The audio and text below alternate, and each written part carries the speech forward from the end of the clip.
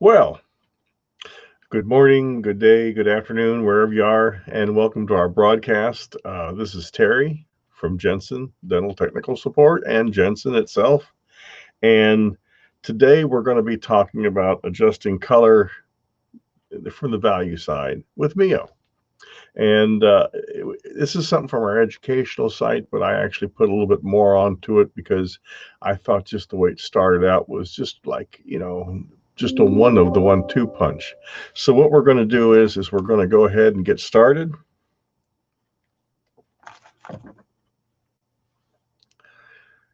Okay, so this is where we started out originally, adjusting MiYO color, the value with the MiYO color. So this is translumen. This is something that's kind of very Jensen, and that's the fact that we have the ability to raise value without adding opacity. So this is my little stain tray that I've used before in some of my videos, and the L stands for lumen and the G stands for the in-sync paste glaze. So what I will be doing is showing you how to take and make a shade brighter. So you can take an A2 and make it an A1, or an A3 and make it an A2. So what I have here basically is an A2. So let me see, we get our shade guide right there. All right, so there you can see it. It's an A2 and very, very close. So this has already been shaded, but let's take it down to an A1. And generally when you add colors on top of colors, most times with stains and ceramics like we've done for years, for decades, for me, for many decades. And when you add color to color, you can change a color. You have to worry about metamerism, where you get a third color when you add a 1 and a 2 and you get a 3, which is not what you want. And also when you add color A to color B, you generally lower the value. So this is something totally new, proprietary to us, and it works really, really well. So first thing I do always is I put on the in-sync paste glaze. I evaluate the shade. The in-sync paste glaze ensures that you can slide the colors around. It also lets you know what it'll look like after it's fired. And it makes it just easy to slip the colors and to fade them out or gradient them.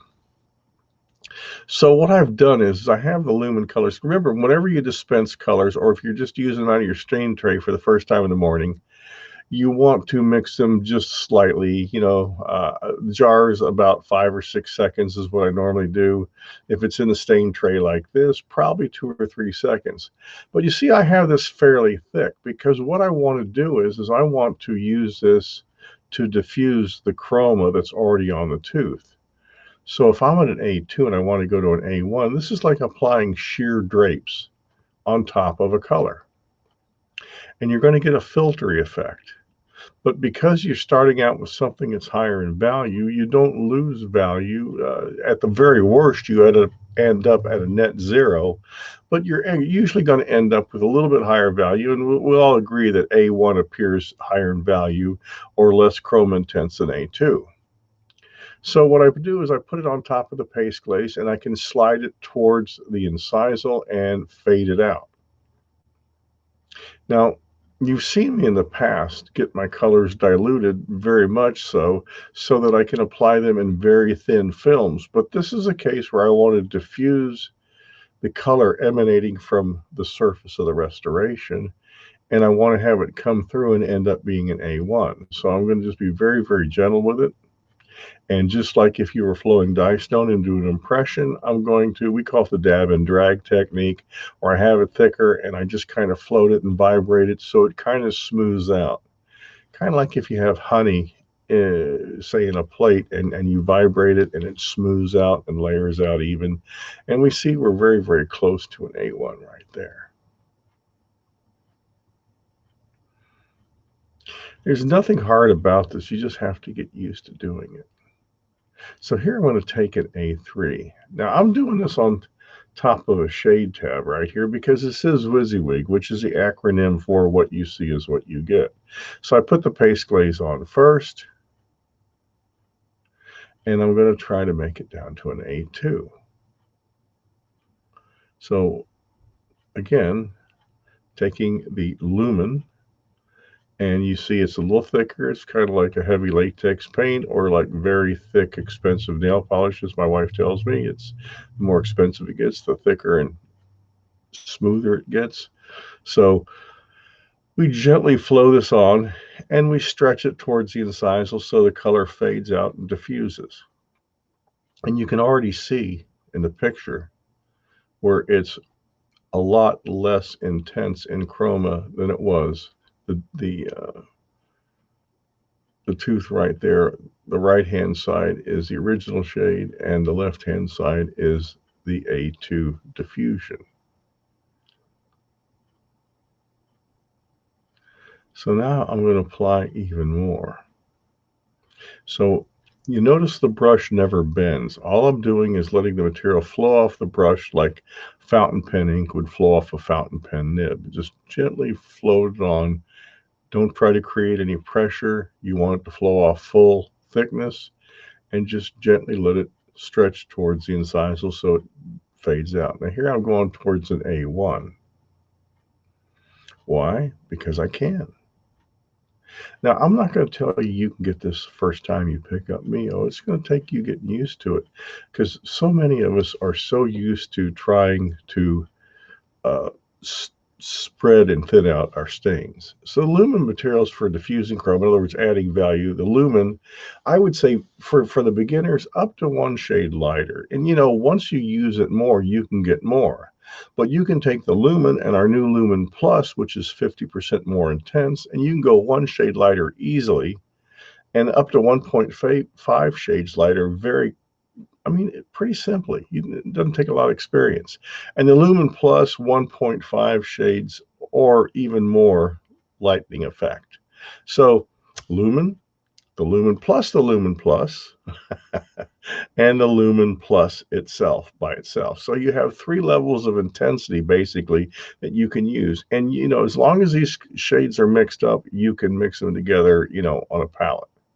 So now we talked about raising value to diffuse chroma. We're going to talk about lowering value. So the lowering value colors, we have smoke, which is a violet gray. If you've ever seen the illusion in the creation kit, smoke is a lot like illusion. It makes it very translucent, lightly lowers the value. Storm is a blue gray, and it's like the translucency in the incisal proximals of some anteriors, or like the translucent part that's right above the halo on an incisal edge. And gray is a true gray. Now your translucent colors are storm, which we had the lowering value colors, but the storm's a blue gray, and the cobalt has a lot more blue than gray, and it almost looks like total translucence, like a layer of window pane, especially like an older teeth. You get somebody in their 70s or 80s. So here you see in the middle, the smoke, the slate, the storm, the cobalt. You'll see the storm and the cobalt both have some blue, where the slate's a violet gray, or the storm is a violet gray, and the slate is a true gray. So this is unshaded zirconia. I wouldn't normally start with this. Now, I know, Don Cornell does a great job, and he knows how to manipulate these things, but I like to, my comfort zone is I'd rather be halfway to the shade or more. So here I'm putting on the paste glaze on this unshaded zirconia. So this is some translucent shade A. But now we're going to get the effect of the brightness coming through. And I apologize. This is so bright that it's throwing off the white balance on my camera. But I'll rotate it a little bit here. See, when I get it just darkened up a little bit when the white balance kind of adjusted. So I'm using I put on a larger brush to begin with so I can float more on like I did with the lumen. And then I'll end up with my MiYO #1 brush, which is like a 5-0, and I can do some minor stretching of the color towards the incisal edge. And I look at it back and forth, and the hue and the chroma are getting closer, but the value is way too high. It's bright. Well, we're starting off with white. So I'm going to use the smoke, and the smoke is the violet gray, and that's great for the illusion of translucency and depth. Once you get used to smoke, you can go to storm. You got to be careful with storm in the beginning because storm, if you get it on too thick, really gets a bluish effect. Now, if you get too much smoke on, it can give you kind of a violet effect. If you just need to lower the value and you're afraid of any additional colors, you go to slate because slate won't affect the hue. it just lowers the value. But what I'm doing is where I had the shade A, it was just too bright. So I'm taking a little bit of slate and I'm floating it on the surface to lower the value. It was just too bright. Now, plan B, honestly, if we knew this again and I did this again, I can show you where you can add color on color here, and I'm using a small brush to fade it in. But you could have taken a little bit of the shade A and mixed a little bit of the slate with it and pre-mixed it so when you applied it, it was a lot easier. But let's face it, a lot of times we don't know. Now, it looks very light at the margin, but that's just a reflection from the light on the camera. So here I'm pulling it down even further because even though I've used some slate, or rather some smoke at the incisal, it needed a little bit of a dent in color, lowered value.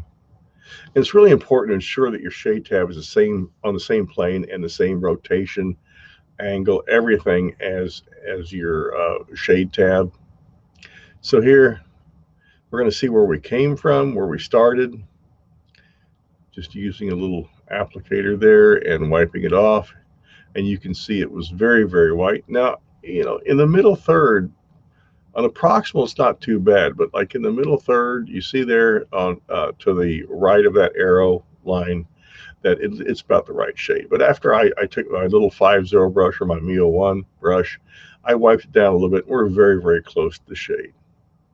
I hope this has been helpful to you because the MiYO is a great system to use. It'll make it a lot easier for you to either adjust your value up or down. In the past, we've only been able to adjust it down, and now we have the ability to adjust it up and use that also to diffuse a shade. So we can take an A3 to an A2 or a B3 to a B2 or a B3 to a B1 or something like that, no matter what you want to do.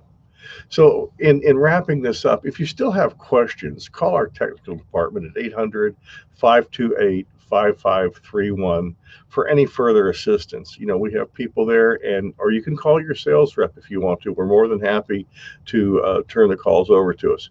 And make sure to follow Jensen Dental on Facebook and Instagram, and you can be updated every time we go live. You can also visit our website at jensendental.com/MiYO to learn more about MiYO. And thanks for watching today, and please click the follow button to get notification of future MiYO education tips and tricks. Thank you very much. It's important to keep practicing to get better with this, because anything we do, the more we practice, the better we get. This has been Terry from Jensen, and I thank you very much for your time. Have a great day.